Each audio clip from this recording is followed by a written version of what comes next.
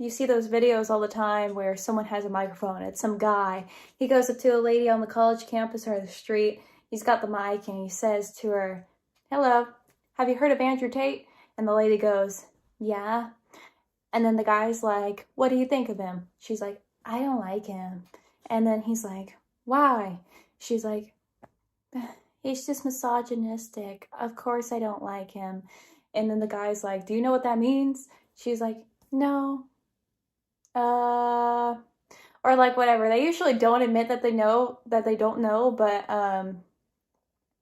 anywho, yeah, so I thought it'd be interesting to give my perspective because I always think about what would happen and what I would say if someone approached me and said, "Hey, what do you think of Andrew Tate? Do you know who he is?" And I'm like, "Yeah." So my opinion on Andrew Tate, whenever I first started watching his videos, I pretty much liked everything that he said because it's very reasonable. I think a lot of his points are genuinely beneficial to individuals regardless of their gender.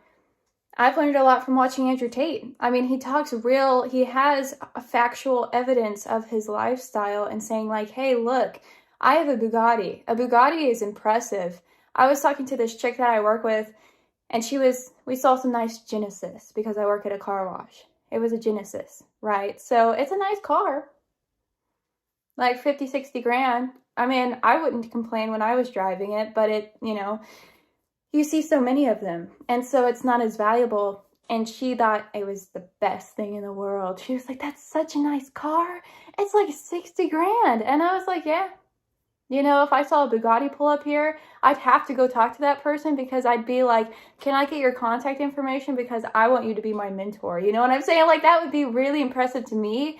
That person that has a $60,000, I bet they didn't buy that in cash. Probably not. The chances are probably not. If I saw someone with a Bugatti, I'd be like, "Whoa," especially in this area in Northwest Arkansas. I've seen a couple Lamborghinis and that's it.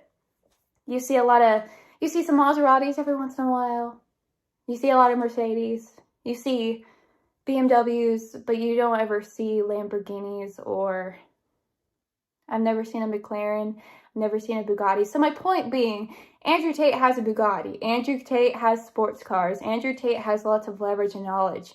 And he's doing it. He's doing it. And so the fact that he has been able to share his knowledge and help so many people, and the fact that he was shut down because of it, really speaks lots of volume about our current society and how it's structured and how it functions.